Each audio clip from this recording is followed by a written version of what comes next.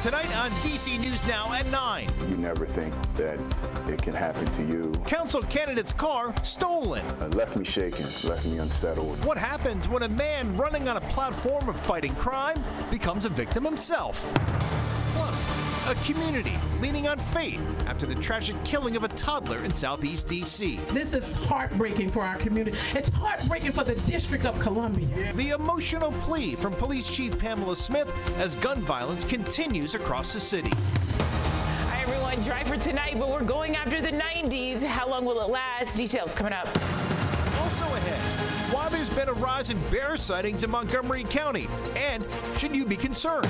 And later, really devastated that something like this could just go away. why a fixture of Maryland's horseback riding community is calling it quits after decades, and the effort tonight to keep it open. You're watching the station covering all of the DMV. This is DC News Now. Hi, everyone. Thanks for joining us tonight at 9 o'clock. I'm Chris Flanagan. All new at 9, a D.C. council candidate shaken. His car stolen while on the campaign trail. It happened around 5 this morning, 16th Street and Fort Stevens Drive Northwest. That's where our Marielle Carbone joins us live tonight. And Marielle, that candidate understandably says he's still rattled. Yeah, Chris, because he says all of this was so unexpected. Paul Johnson was out here hanging campaign signs like this one early this morning when he says a group of people pulled up behind his car, jumped in it, and took off, leaving him stranded out here. Now, Chris, he says this crime, in part, is one of the reasons why he's running for D.C. Council.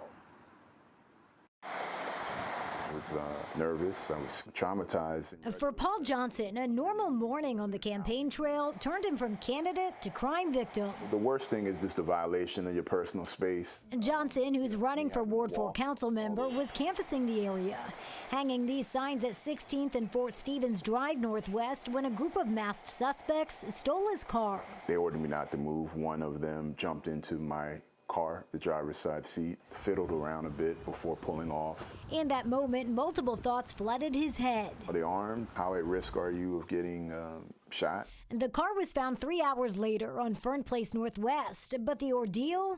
These incidents strengthen my resolve. If elected, he says he'll focus on ensuring MPD has the resources and staffing it needs. He also criticized a measure sponsored by his opponent, incumbent Janice Lewis George, which amended a law that makes it illegal to wear a mask while committing a crime. The change, passed unanimously by council, clarifies that masks are allowed for health, religious, and First Amendment activities. Which I believe makes us less safe. The folks that robbed me and threatened me and menaced me this morning had on masks. According to city data, violent crime is down year-to-date 25%, and motor vehicle thefts are down 31% year-to-date. An innocent being taken advantage of is one too many. And I did reach out to Councilmember Lewis George's office and her campaign office as well, asking for comment or an interview for this story, but I did not hear back. I can tell you that that mask amendment is something that was supported by groups like the ACLU. And Chris, as far as the race goes, there is another candidate. You can see Lisa Gore also running here. That primary, it is the Democratic primary. It's coming up on June 4th, and early voting starts later this month in May. Reporting live in Northwest, I'm Marielle Carbone, DC News Now. All right, Marielle, thank you for that live report. Meanwhile, all new tonight, days after 3-year-old Taya Settles was shot and killed inside a car in Southeast D.C., the community is leaning on their faith to cope. D.C. Police Chief Pamela Smith and members of the department's Faith Advisory Council held a prayer walk in honor of Settles. The gathering happened earlier tonight at the 7th District Police Station, where Chief Smith gave a powerful speech as the community tries to heal. We want to prevent this kind of stuff from happening. And, you know, we will deploy as many resources as we can, but that's not the final answer. The answer is that we all got to come together as a community to have these young people and adults to put these guns down. This is such an unfortunate incident, and we shouldn't be standing here today. Well, so far, no arrests have been made in Taya's killing. There is a $50,000 reward for information leading to an arrest and conviction in the case. All right, tracking your forecast now at 9, a live look over the Roslyn skyline. Looks pretty Pretty out there and pretty quiet as well. But Chief Meteorologist Janessa Webb, you step outside, it is a warm and muggy night. Kind of feels summer-like right now. Very much so. I mean, across the entire DMV, dew points, they're outrageous right now. I mean, upper 60s is a very tropical, near 70 across the region. It stays that way. A reason being, you have the cold front to our west, and that doesn't enter our region until Thursday. 72 ambient temperature. That's the air temperature, but you have to combine the moisture in the atmosphere, and that's what you get right here. So DC metro area into that 60s range. We've provided you with this nice legend so you can be very clear. We're at the muggy to tropical level across the entire region, where Frederick, Westminster, they're in the more valley areas, and so it is quite toasty across that region. Ambient temperatures, they matter for overnight lows. They're back into the lower to middle 60s for tonight, and so AC is definitely going to be cranking for the rest of the overnight into the start of your Wednesday yet again. But tomorrow, hydration is key. No heat alerts or advisories are going to go into place. It just doesn't meet criteria for tomorrow, but a very steamy day in store. A few pop-up showers, but right now we are really drying out, folks. We are headed for the 90s, and it's going to happen pretty quickly tomorrow morning into your afternoon, where we see by noon already at about 85 degrees. A great looking day for your Wednesday. A few stray showers and storms before a broader storm system makes its way across the region on Thursday. I have issued a DMV first warn day for Thursday afternoon. We'll look at those timing of that storm coming up, Chris. All right, Janessa, we'll see you then. Meanwhile, the search is now over for the sixth and final victim of the Key Bridge collapse in Baltimore. Today, salvage teams recovered the body of Jose Minor Lopez. He was 37 years old and had made a life for himself in the United States after moving from Guatemala. It has been more than a month since the March 26th collapse, and demolition crews are now preparing to use explosives to help break down the largest remaining piece of the bridge. And believe it or not, the crew of that cargo ship that crashed into the bridge is still on board. Coast Guard says they'll be sheltering in place on the ship while the explosives are detonated. The hope is to reopen the port's main channel by the end of May. All new at 9, we now know the fate of a former Montgomery County teacher who pleaded guilty to child sex abuse crimes. A judge today sentencing John Vigna to a 30-year suspended sentence. Vigna, whose original conviction was overturned, pleaded guilty to committing sex crimes against multiple students at Cloverleaf Elementary School between 2001 and 2016. Under the judge's orders, Vigna will have to register as a sex offender for life. He will also have to complete 5 years of probation. Well, staying in Montgomery County tonight, where some neighborhoods, well, they are certainly on high alert as bear sightings are becoming more frequent. DC News Now's Kevon Dupree joining us live tonight from Silver Spring. And Kevon, some neighbors tell you this is a little too close for comfort. Yeah, that's right, Chris. One of these sightings happened here along the Sligo Creek Trail near the Holy Cross Hospital. Now, some neighbors say that they're not too concerned about it, while others say they're going to remain alert moving forward. Neighbors in Silver Spring learning that there's been an increase in black bear sightings across the county. A little bit surprised because I haven't seen one myself and hadn't heard that. Eleanor Landstreet walks Sligo Creek Trail often. She says she's encountered many things on the trail, but never a bear. We've seen a gazillion deer, of course, chipmunks, squirrels, people sleeping, along the trail or in the pastures, lots of good birds. The Maryland Department of Natural Resources says this is the time of year when black bears have left their dens and are on the search for food.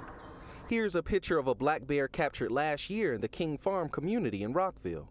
And here's video from last year of another black bear in one family's backyard near West Kersey Lane and Sunrise Drive, also in Rockville. Even after Monday's sighting near the Sligo Creek Trail, some neighbors aren't concerned. I think a certain amount of wildlife would be a good thing.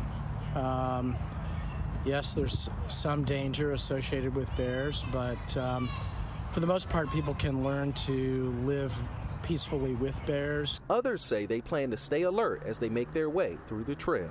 Perhaps if I were going to walk by myself, I might think again, but I think if I'm walking with somebody, I would do it.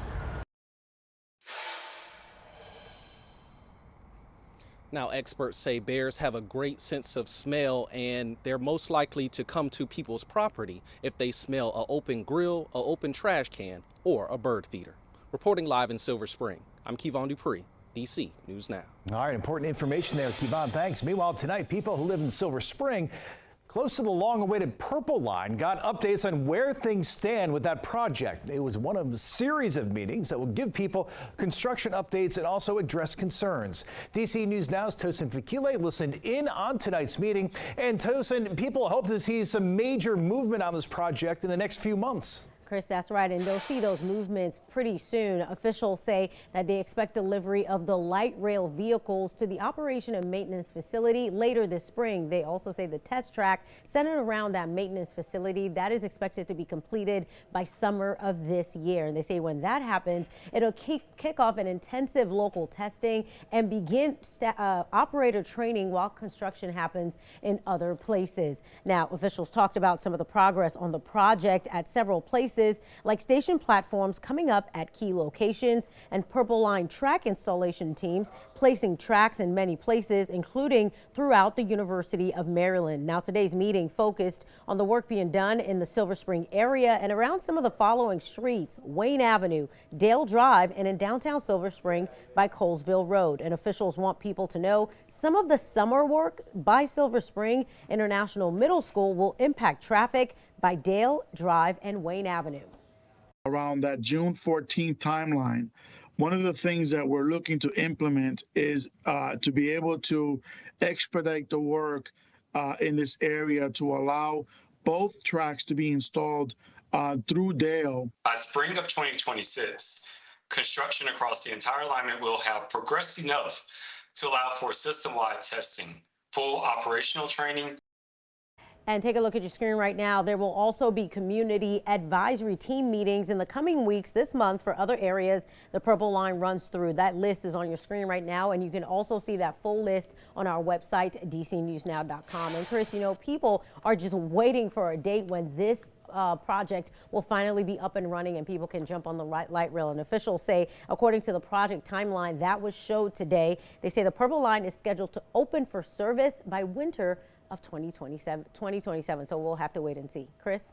Yeah, let's definitely wait and see on that. All right, Tosin, thanks for that. Meanwhile, a Northern Virginia man is warning about the dangers of fentanyl after losing his own son to a fentanyl overdose. 21-year-old Grayson Majic died 3 years ago. He was having back pain and accidentally overdosed. And he took a little blue pill that he'd gotten from somebody he knew, thinking we believe it was Percocet. He wasn't partying, he wasn't out with friends, he was actually at home at his apartment on campus with his 2 roommates, and took this pill and went to bed. He never woke up again. So heartbreaking there. Grayson's father sharing his story alongside Governor Glenn Youngkin as part of National Fentanyl Awareness Day. According to the Virginia Department of Health, fentanyl killed nearly 2,000 Virginians last year. To learn more about the dangers, you can visit our website, dcnewsnow.com.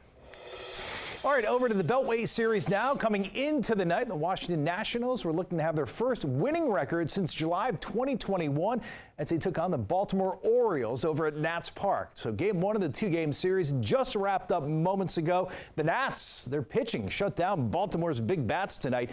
Nationals winning 3-0. Finally above that 500 mark. We'll have full highlights and full post-game report from Nats Park coming up tonight at 11 on game night.